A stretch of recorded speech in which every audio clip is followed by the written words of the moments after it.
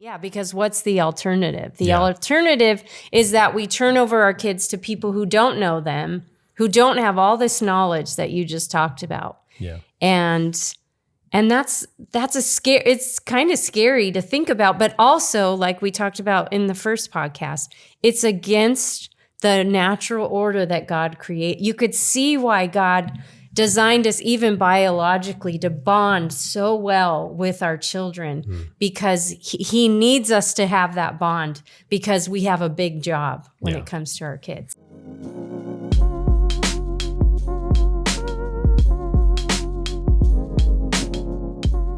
Parental Authority Part 2, we are tackling the question, should parents decide what their kids are being taught? Yeah, and there's, of course, that particular issue in the culture and in education, but there's this larger worldview issue of parental authority, parental rights. Where do they come from? You know, we looked last time at the clip from, what was her name again? Nicole Hannah Jones, founder of the 1619 was Project. on Meet the Press. Yeah, and if you haven't seen that clip, I think you could probably do a search on YouTube, and the clip's on there. The full interview is on there, but you know, we just played a small portion of that clip, but a very important part that really is representative of a kind of a growing encroachment on parental rights and parental authority. I think it's a growing argument in the culture, because she says, you know, I don't really understand where this idea comes from that parents should decide what's being taught. Now, she's talking about in the context of schools, but she doesn't know where this idea came from. And it's a conversation in the culture. We've all heard about these school board meetings where parents are starting to really argue against the books and ideas and things that are being presented in their kids' school. So should parents care? Should they have any say in a school board meeting? Or should we leave it to the quote unquote experts of the school, the teachers, and let them decide what our kids are being taught? Or should parents be the ones who are overseeing this? And we want to answer the why question as well, because it's not enough for us to simply say, yes. Yes. Yes, parents should. Yeah, it's not enough to just say yes. Yes, they should, of course. It's not enough to just give the what. In fact, we've talked about this when when we're talking about teaching and training our kids and discipling our kids. Don't just give the what. You got to give the why. Yeah. And in the same way, we need to have the why behind these things. So we want to say that, yes, parents have a particular kind of authority in their children's lives such that they are able to determine what their children learn. Yeah, I think why? I think it's so important, actually, what you're saying, the why. Of course it's important what I'm saying. I'm saying it. I think it's important because it's true, because for two reasons. The why, so that we can make an argument in the culture for why parents should have the final authority, the ultimate authority over what their kids are being taught. And when we say argument, we don't mean argumentative. We mean persuade with reason. Yeah. So that, for one, we can make a case to the culture around us, but also for ourselves, so that as the culture, I think we could bring up lots of different circumstances where parental authority is being undermined. So even if as a Christian parent we're saying no, or just kind of acting out of instinct, which we do that with our kids, but to really know the why. Wait, why do I, as a mother, have more authority over my kids than the teacher who has a college degree in biology or whatever the subject? Why should I have more authority over what my kid is being taught than an expert? And because if we can't answer these questions that come up in a satisfactory way, then we wrestle with them and we might not act. It might not give us the courage that we need to act in a way of the protection, I think, that a lot of our kids need today. Yeah, I think what you're essentially saying is that ideas have consequences, Yes. right? And this, so it's important for, I think, us to reflect on this, to pause and go, okay, what if my authority is eroded in the culture? What can that do to me? How does that even impact my parenting?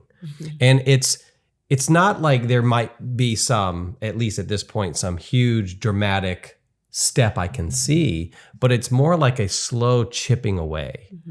And so it could start with us, maybe it can cause us to start questioning ourselves on certain decisions, right? And we've even talked to young parents who read something that kind of from the quote unquote expert on parenting, and then the parent sits back and goes, wait a second, maybe I'm wrong about this.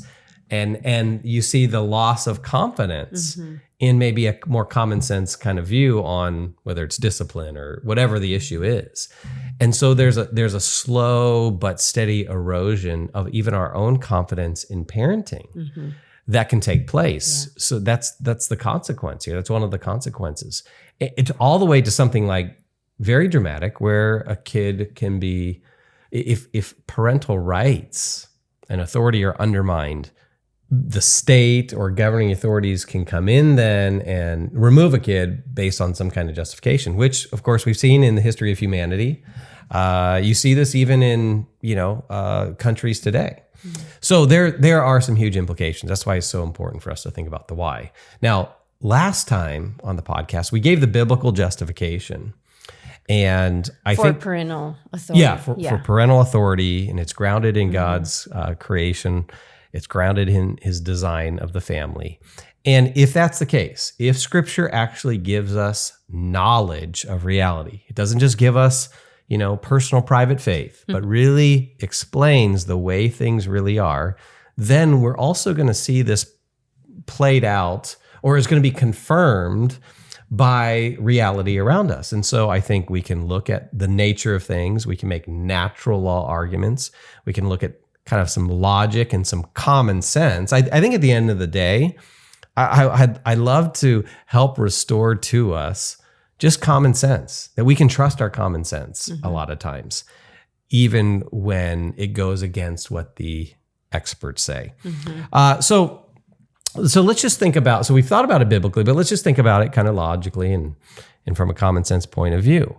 Why would parents be the primary authority in a child's life? All right, well, think about the nature of the relationship, right? Who is more invested in a child? The expert teacher, the expert psychologist, the PhD, the government official, or the mom and dad? And that's just obvious. Yeah. Mom and dad are the most invested people in a kid's life. Yeah, I think about, so many in our family and our friends that are teachers. And one of my favorite public school teachers was my mom. My mom was a public school teacher for many, many years. And she was one of those teachers that always went above and beyond for her students. She loved her students and invested so much extra time in them. But I was her daughter. And so, of course, even her favorite students through the years, she still, of course, was way more invested in my sisters and I because we were her daughters. She was a wonderful teacher, but there's a limit, of course, to even the most wonderful teacher, how invested they are in their students. You just can't invest in the way that parents do. We all know that, and it's not a rip on anyone else. We know that the people who have been there from the beginning, who have loved, cared for, paid for, done everything for the child, has way more of the child's best interest in mind than any stranger who might come along. Yeah, and this is a general truth. And of course, I think people out there can be thinking, well, yeah, but there are times when, there's an abusive parent, or there is that parent who is uncaring, and absolutely. But those are the general exceptions. Those are exceptions to the rule, and you don't make a rule out of an exception. So that's the case. But generally speaking, by and large, it's the parent who's the most invested, and just think about it. I mean, think about the nature of this relationship from the beginning. It's mom and dad who are there to care for this little child when they come out of the womb, and they're absolutely helpless, and they completely rely upon mom and dad. And mom and dad have this, there's, of course, we can look at this biologically. There's certain biological connections. There's things that happen between a mom and the child as mom nurses and as mom and dad hold the child regularly. And there's all this bonding that happens that God has designed to create really the special bond and the special relationship. Yeah. And no one loves our children like we do. So the most invested people who, generally speaking, are going to care the most and are going to be the most careful in the decisions that they make are going to be the parents. And if any of us is honest, this is common sense. Like, there are times when, like, one of our kids may have their friend over, and, we have some responsibility for that kid. And of course we take that seriously. But if you were to compare it to our own kid, you're not as invested in someone else's kid. Again, doesn't mean you're not invested. Doesn't mean you don't care. But in terms of that bond, it's an absolutely unique bond between parent and child.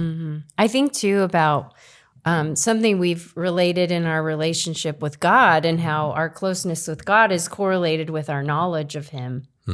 But also, this comes to the parent-child relationship. Parents have way more knowledge about their own children, what their needs are, how they learn, where they struggle, where they're weak, where they're really strong. All of this, as parents, we have all this knowledge about our kids. And so in that alone, we are much more well-equipped to make decisions about them and their needs than someone who doesn't know them at all, or even has only known them for a year or two. Yeah, and when you think about knowledge, I mean, there's really kind of these three primary kinds of knowledge. There's propositional knowledge, which is just kind of all you could kind of think of it as like, head knowledge or intellectual knowledge. It's the propositions we know. So I know that, my son Micah is 20 years old. My son Jonah is 10 years old. These are propositions I know about them. And that's one part of our knowledge. But then a second part of our knowledge is what we could call it experiential knowledge. Philosophers call it knowledge by acquaintance. It's that I also have this relationship. There's kind of this relational knowledge, if you will, where from my interactions, my acquaintance with my kids, I know certain things. So it could be the case that my kid walks in the door and I look at them, and because I have this relationship with them, I can see them, and I can, for whatever reason, whatever it is that I observe that I've just learned over time, I can see their face and I can tell, oh, they're upset. Whereas somebody who doesn't have that kind of experiential knowledge would see them and then go, oh, they look just fine. Where I can pick up on stuff that maybe I've seen in the past, and through experience, I have that deeper knowledge of them. And then there's skill knowledge. This is another part of our knowledge where it's how to. It's knowing how to interact with your kid in more effective ways. And so we might know that for one kid, when they're upset, the thing they need is some alone time first. But for another kid, the thing that they need is some closeness. They need to be hugged, and they need to talk and process immediately. And so we know how to interact best with our kids. We have the know-how with our own kids. So just to kind of broaden that and help us to see how deep our knowledge of our kids are, and that if anyone's an expert on your kid, it's you. If anyone's an expert on my kids, it's me. It's you, Erin. And not to let a culture that kind of looks to the experts undermine your confidence and my confidence that we have the most knowledge. We have the most significant knowledge. We have the deepest knowledge of our kids, even though we may not be any expert with a PhD. Yeah. Yeah. And I'm just thinking about the question of, what's the alternative then? So however imperfectly we do this as parents, and of course we do it imperfectly. We don't always handle situations perfectly with our kids. We don't always know exactly what to do. But what's the alternative?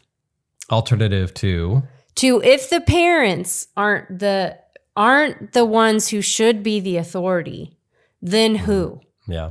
Or then Great what, question. right? So people might say, oh, the state, the expert in the school, the third grade teacher, you trust her more than the parent with the child and knowing what a third grader needs or something. Yeah. Well, The person who thinks that the state yeah. should have primary authority and should have the primary authority over children in telling parents what to do just is ignorant of human history. Yeah. That doesn't turn out well when the state has that kind of authority. Well, yeah, because the state isn't like this thing that exists like up in the air and is this subjective thing. The state are people. They're the people who are in charge, who have fallen this people. Well, exactly.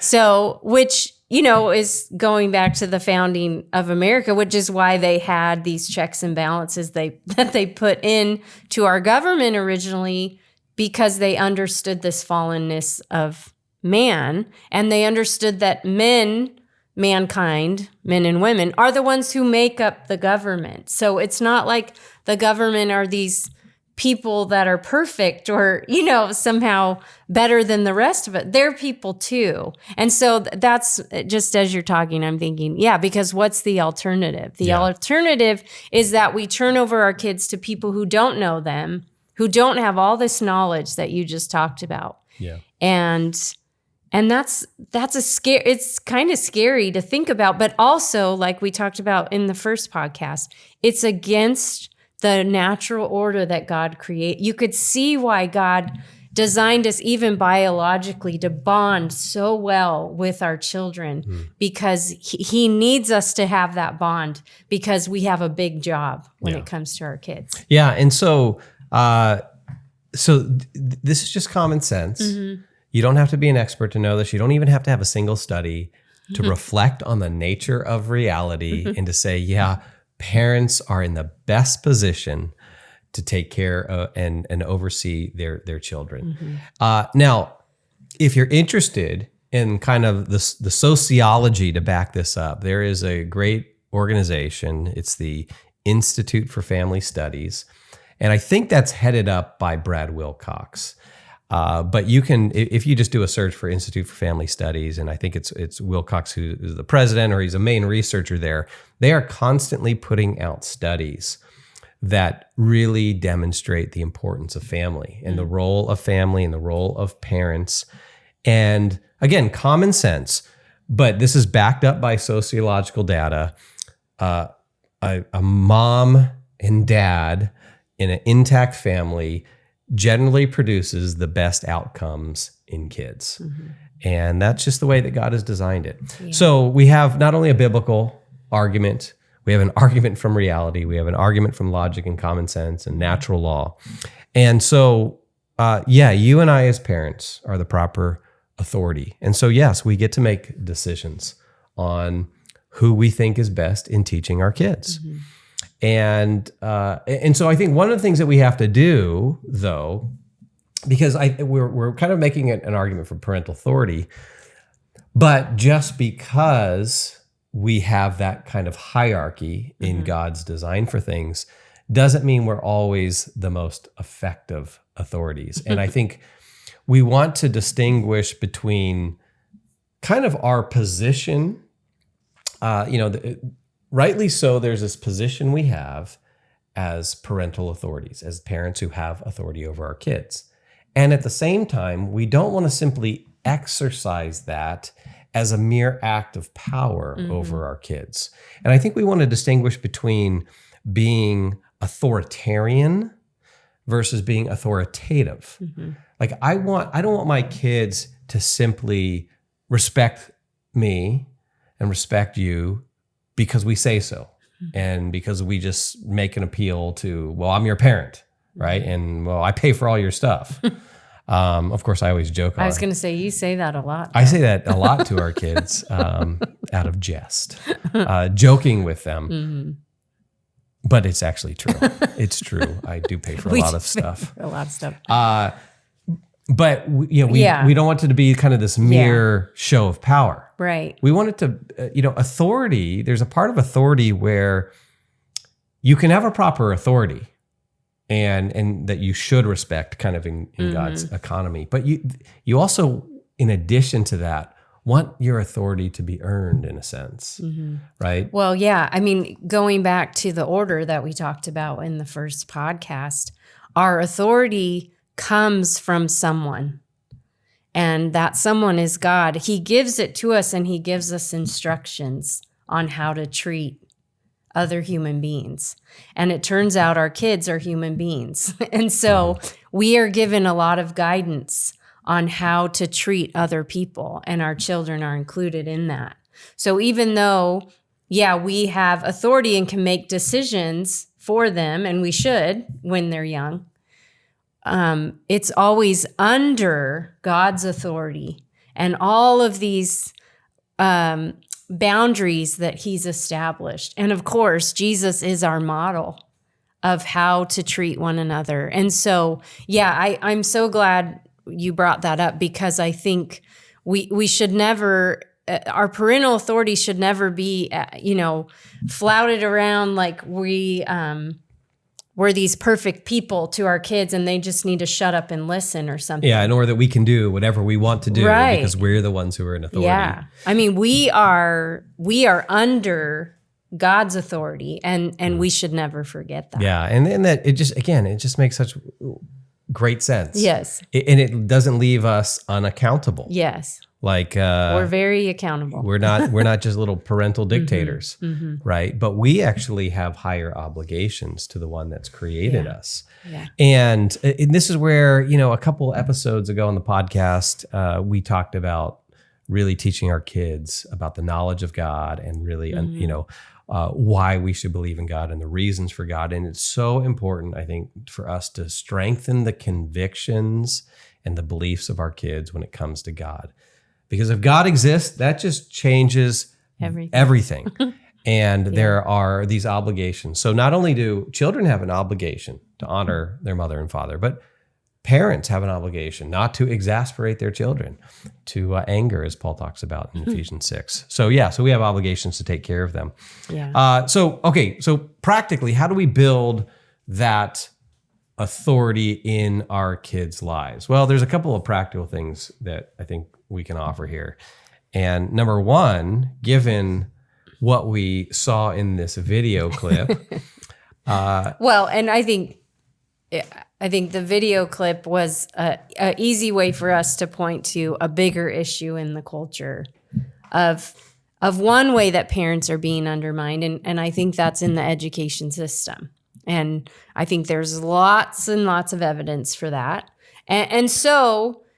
Oh, yeah. If you go on, I was going to say, if you go on TikTok, I don't know if anyone out there is going on TikTok. I don't want to go on TikTok. But I'm trying to think of, so there's a Twitter account, and I sometimes hesitate to mention the name of it because it may offend some people. And I don't want to offend people unnecessarily offend. But it's called Libs of TikTok. Of course, that's kind of a derogatory way of referring to liberals, right? On the libs kind of thing. And so I don't necessarily like the name of it, but the Libs of TikTok account posts video. I don't know how the person curates all this, but they constantly put videos on, and particularly of teachers where students are filming in the classroom, and there are videos on there that they put out where I have seen teachers in the classroom talking to their students and telling them that their parents are dumb or stupid, or their parents don't, know better, and that they're the authority and they know what they're talking about. And so there is evidence out there that, of course, there's wonderful, good-hearted teachers. Some of you listening are in that group. And we love teachers. They have a difficult job. But we just are trying to do an honest assessment here that there are those who are happy to undermine parental authority. Yeah. So the big point here is that as parents, and just practically, we need to know who our kids are listening to, who our kids are under, whose authority our kids are under. So in that sense, the voices they're listening to. So of course, their school. If they go off to school, we have an obligation as parents to know what they're being told, to know the ideas that they're being taught. In fact, just very practically, because you're talking about teachers. So I think, here might be a real good practical step for parents out there. If your kid's in public education, or if your kid's even, Christian education, is to talk to the teacher that they've been assigned to. You don't get to choose, right? They get assigned to this teacher. Oftentimes you don't know that teacher personally. You might know some things about them, but you don't know them personally. You don't know their worldview. I think one of the first questions you could ask is, hey, what is your view of parental authority? What's your view of parents and their relationship to what you're doing in class here? And you can ask this in a very gracious way, but to find out, and maybe you might have to ask some follow-up questions to get to the real view.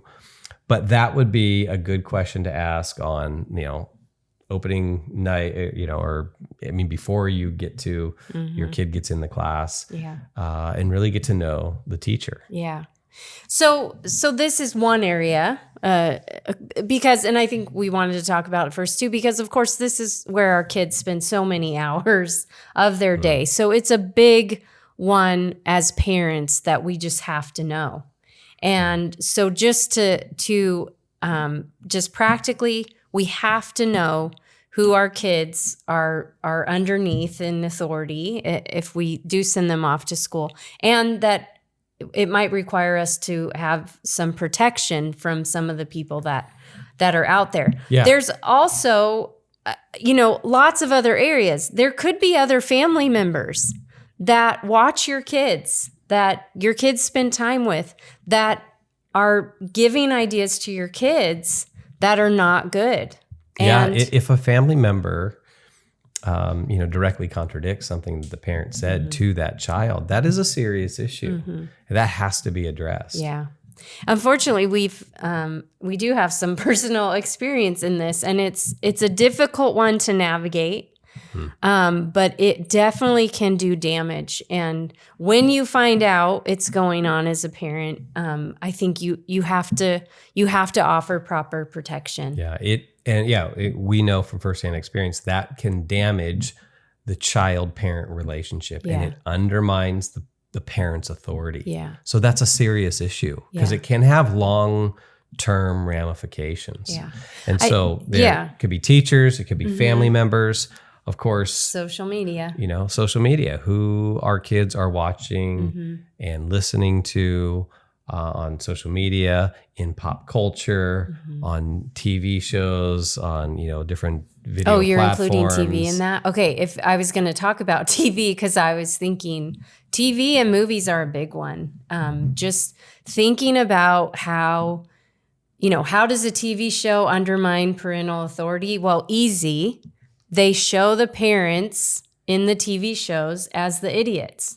The parents on so many shows that are pushed towards young people, the young people in the show are the smart ones. They're the ones who know what's going on.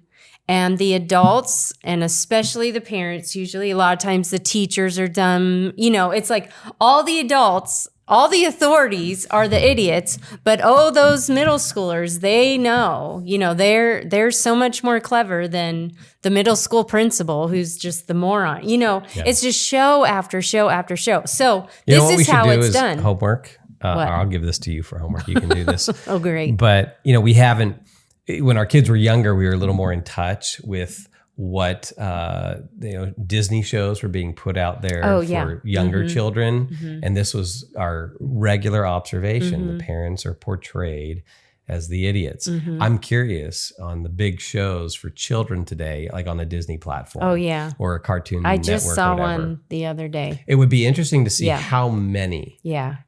portrayals. Is it the majority? Because it would Mhm. certainly felt like that back in the day Yes. a little bit when we were Yeah. when our kids were a little bit younger.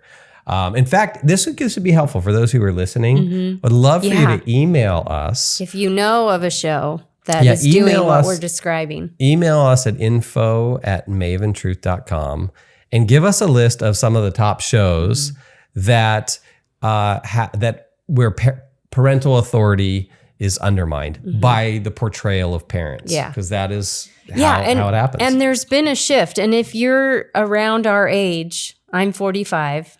Do we have to publicly announce our age here? And wow, that was Hey, pretty I'm brave not of ashamed you. of being 45. Oh, I'm a grandmother. yes, Okay, you are. so I have to get older. I'm a grandmother. She's 45. So- I'm 40. You are not. Yeah, you married young. You married a young guy. No, you're older. Okay. So a lot older. 2 years older. Okay, 2 years older. But so when we were growing up, the popular shows, Growing Pains, Family Ties, The Cosby Show. That's a controversial one to bring up. But anyway, you think about The Cosby Show. It was such a great show. And every you episode. actually can't say that anymore. You'll get canceled. Okay, so Because I'll Bill talk about Cosby- Growing Pains. But no, think about The Cosby Show. The parents were the smartest ones in the family, co-figure, right? But they always knew what the kids were up to. They were wise. They were They caught the insightful. kids in lies all the time. The kids got in trouble. I mean, this is how, and just contrast that with shows and movies today, and you'll get what we're talking about. You probably already get it. But Yeah. anyways, this undermining of parental authority is all around us. And so I think as parents, practically being aware of that, being on guard, and offering the proper protection when we need to. Yeah, and so I think the practical advice here is do not hand your kids over to anyone who holds these kinds of views. Who do not hold the view that parents are authority. Don't hand your kids over to them. Don't put them in their care. Especially when they're younger. And this is the idea that there's appropriate protection. And I guess I want to emphasize how significant this issue is. And so I want to look at a passage of scripture, Romans chapter 1, verses really 28 through 32. So the end of Romans chapter 1. There's a list of sins that Paul lists here, and if you look at kind of verses 18 through 32, there's this progression, right, of those who deny God, suppress the truth of unrighteousness, exchange the glory of God for the creature versus the creator. Their foolish hearts are darkened. There's sexual immorality. And then Paul says this in verse 28. He says, and since they did not see fit to acknowledge God, which, here we go, this is secularism, right? Yeah. Don't acknowledge God, don't acknowledge his authority. God gave them up to a debased mind to do what ought not to be done. And now here's our list. They were filled with all manner of unrighteousness, evil, covetousness, malice. They are full of envy, murder, strife, deceit, maliciousness. They are gossips, slanderers, haters of God, insolent, haughty, boastful, inventors of evil, disobedient to parents, foolish, faithless, heartless, ruthless. Though they know God's decrees that those who practice such things deserve to die, they not only do them, but give approval to those who practice them. And I mean, here you have a list of serious things, right? And in that list, what's included is disobedience to parents. And I think when we often think of disobedience to parents, we might kind of maybe put that, lower on the scale of grievous sins. But here it's included in a list of all kinds of, sinful things.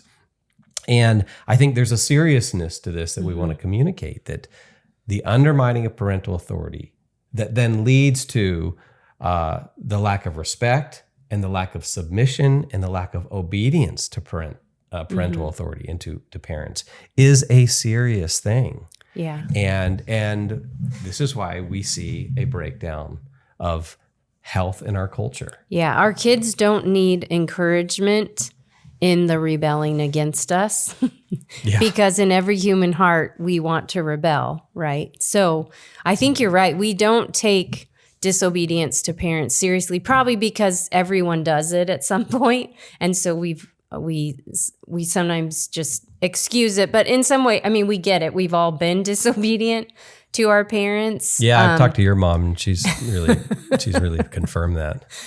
Oh, your mom said she kept a paddle in every room of the house because you were so naughty. But anyway, that's politically incorrect nowadays. You are not even allowed to spank you're not allowed your kid. to spank. I shouldn't have said that.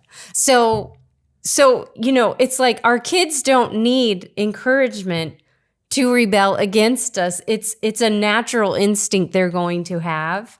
And so that's why we want to protect them from people that say, "Oh no, yeah, your parents are dumb," or "Oh yeah, your parents they don't understand you." Yeah. Okay. So first step: protect. Don't hand them over to people that undermine parental authority.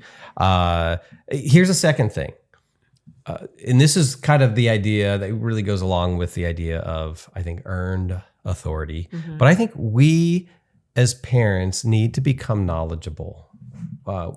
We should be smart people. We should be wise people. We should be intelligent people. And specifically, I think what will help really build our credibility and our authority for kids is when we are paying attention to the culture and we are in touch with the ideas and the challenges and the questions that are out there that confront the Christian worldview. And so, for instance, we know that the whole gender identity discussion and transgender ideology is front and center in the culture. And it is confronting our kids at every turn, whether it's being pressured to put their preferred pronouns in their social media bios, to their friend at school who's has just announced that they're trans and they're going to transition, to every trans or LGBTQ character on TV. I mean, it is in their face.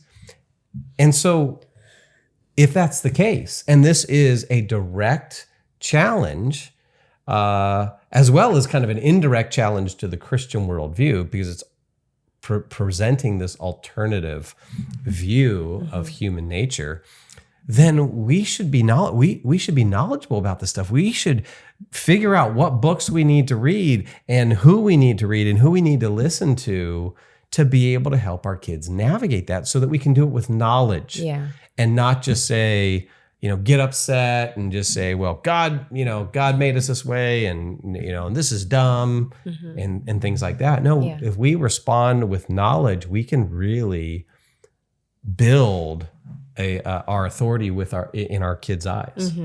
Yeah. And I mean, frankly, that's one of the reasons we started Maven, is to help you as parents in this. Because you might be hearing Brett say that we need to be knowledgeable, we need to be smart, and that can cause fear and trembling, or just, we are busy, we're working, we're raising kids, we're doing all this stuff. How on earth can we keep up with what the culture is pushing at our kids? And that is truly one of the reasons we're here, is to and why we started the podcast, why we started Maven. And it actually is making me think about the conference that is coming up. And maybe you're probably a better salesman for the conference. But when we started Maven 4 years ago, we started a conference for parents, grandparents, youth leaders, teachers, coaches, homeschoolers, grandparents, anyone who's discipling young people. We started our annual conference. It's called the Maven Conference. Pretty creative.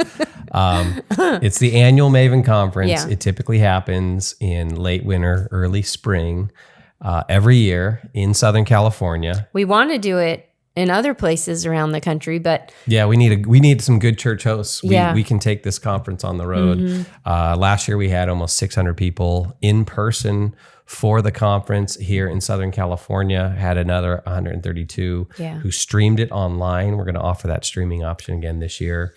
But yeah, if you want to come visit California and get equipped on a lot of these topics that we talk about on the podcast, we bring in speakers. Well, let's talk about the specifics of this conference. Okay. The theme of it is in but not of. And it's the idea that we live in the world, but we're not of the world. Our primary citizenship is with God and his kingdom, but we still have to live in this world, and we're called to this world. We're not called to be out of this world. So how do we do that? And one of the things we have to do is navigate these particular issues. So we are bringing in John Stonestreet, the president of the Colson Center, to talk about freedom and religious freedom. It's a huge issue that most Christians, frankly, are just not educated on. Katie Faust. She's the author of Them Before Us. And sorry. Yeah, you're right. Us Before Them? No, it is Them Before Us. Yes, Them Before Us, meaning children. Yes. And children's rights. And she's going to talk about marriage and family and the threats to marriage and family. Thaddeus Williams, who wrote Confronting Injustice Without Compromising the Truth. I think that's the name of it, right? Yes. Best book on the issue of justice and social justice. He's going to talk about those kind of issues. Jim Wallace, or J. Warner Wallace, is going to wrap it up by focusing on Christ. And then we've got breakout sessions. There's a Thursday night pre-conference event that's going to be co-sponsored by the Strong Women podcast. I have a direct connection to the folks there. And so there is, it's a full weekend, Thursday night, Friday night, and then Saturday most of the day. It's a great conference. You will walk away feeling not just equipped, but energized. I think that's one thing we see from this conference year in and year out, is that people walk away encouraged and energized and motivated. So this wasn't in our notes to talk about. I really teed you up for that. But Thank you. When you're talking about becoming knowledgeable parents, I was just thinking this is why we're here, and this is what we want to help parents to do. Yeah, and so I actually can't forget to direct people to the conference website. Okay. If you go to mavenconferences.com, so that's plural, Maven Conferences, because ultimately the vision is that we'd find some other church partners across the country that we could replicate the Maven conference in other parts of the country. Yeah, we know it's needed. Yeah, in the meantime, you need to travel to Southern California. And especially if nice it's weather. in March, it could be cold still in other parts of the country, and you come to beautiful Southern California. It's sunny, it's 75 degrees, the weather's perfect, you can go to the beach. Plan to come. It's March 18th and 19th for the conference. The pre-conference event is on March 17th. So that will help you with this practical step of becoming knowledgeable. Yes. This is where we as Christians, we need to be readers. We need to sometimes shut the TV off or get off of social media. We need to study. We need to prepare ourselves so that we can prepare our kids. Yeah. And I think that, and I think we've seen that even with our own kids, then you become a trusted authority on how to navigate this stuff. And it's not just like, oh, there goes mom and dad railing again, against the political issue they don't like or whatever. Yeah. It's no, mom and dad have something thoughtful to say. They thought about this. They've done some homework. Yeah. And so knowledge confers authority on us. And I think that's one way to really build our authority in the eyes of our kids and earn it, So kind of to summarize the last two podcasts here, there are serious threats to parental authority and parental rights. But when we examine Scripture, the biblical worldview, when we see how that conforms or that reality conforms to it, it's very clear that parents are the appropriate authority. And so with those truths in hand, we can live confidently and be confident as the appropriate authority in our kids' lives. That is a God-given duty that we have. Maven exists to help the next generation know truth, pursue goodness, and create beauty for the cause of Christ. To find out more, check out maventruth.com.